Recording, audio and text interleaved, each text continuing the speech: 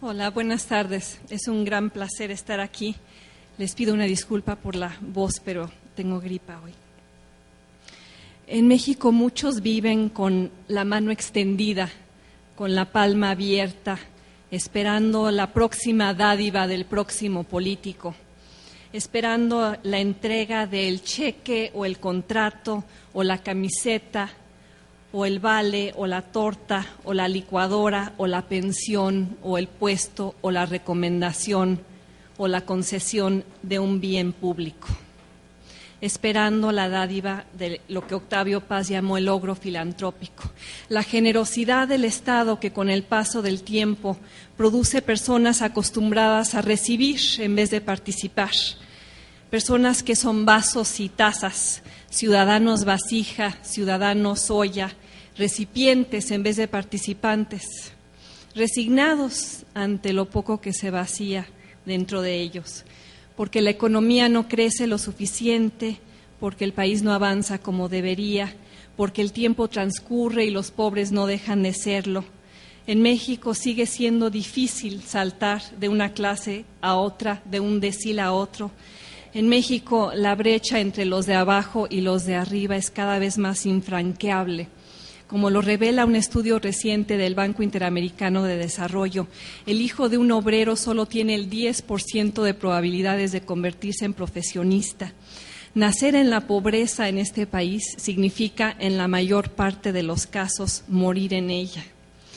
Este es el argumento central de un artículo reciente en el Wall Street Journal, magistral por lo que plantea, pero doloroso por lo que revela. Un país dividido, un país atorado, un país que no educa a su población, un país con mucho petróleo, pero con pocos ciudadanos participativos, un país de empleados en vez de emprendedores, damnificado por las riquezas que explota, pero no comparte con las mayorías. Desde hace cientos de años México le apuesta a los recursos naturales que tiene y a la población mal pagada que los procesa. Le apuesta a la extracción de materias primas y a la mano de obra barata que se aboca a ello y se convierte por ello en un lugar de pocos dueños y muchos trabajadores, de hombres ricos y empleados pobres. Crea virreinatos y haciendas y latifundios y monopolios. Concentra la riqueza en pocas manos y erige gobiernos que lo permiten, gobiernos liberales o conservadores, priistas o panistas compartiendo el mismo fin. Un sistema que protege al capital por encima del trabajo, que mantiene baja la recaudación y por ello no tiene recursos suficientes para invertir en la educación. Y donde no hay impuestos recaudados, no hay gobiernos eficaces. No hay un Estado que invierta en su población, no hay partidos que se centren en el capital humano y cómo formarlo, no hay líderes que piensen en la educación como primera prioridad. En cambio, sí hay mucha obra pública, muchos caminos y puentes y segundos pisos y torres del Bicentenario, muchas formas de obtener apoyos cortoplacistas y los votos que acarrean, muchas formas de vida y de hacer política vivas en el PAN, en el PRI, en el PRD, formas de ejercer el poder que tienen a México agarrado de la nuca. Crean un sistema de clientelas en todos los ámbitos, un sistema de élites acaudaladas, amuralladas, asustadas ante los pobres a quienes en realidad no han querido educar, porque no quieren franquear la brecha que tanto los beneficia, porque no tienen incentivos para hacerlo, porque ahí están los choferes y los obreros y los maestros y las empleadas domésticas y los jardineros mal pagados, los que asisten a la escuela por turnos y dejan de hacerlo porque no parece importante, sin primaria terminada, sin preparatoria acabada, sin una carrera profesional para hacerlos productivos y competitivos, ciudadanos empoderados de México y del mundo.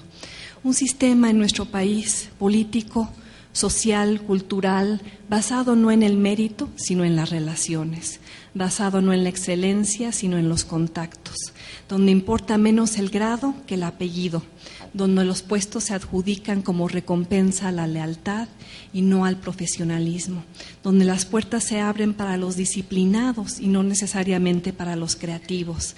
La palmada en la espalda y el guiño en el ojo, los matrimonios que cimientan alianzas de negocios y de clase, las compañías que pasan del abuelo al hijo, al nieto, el monopolio estatal que se vende al amigo y lo convierte en multimillonario. Ahí están los muros educativos, culturales, sociales, empresariales, construidos contra los de afuera, obstaculizando la movilidad, evitando el ascenso, impidiendo el ingreso de los pobres, de los provincianos, de los empresarios innovadores, de la competencia, de los que no tienen acceso al crédito, de los que aprovecharían oportunidades reales si existieran y que cruzan la frontera 400,000 personas al año en busca de ellas.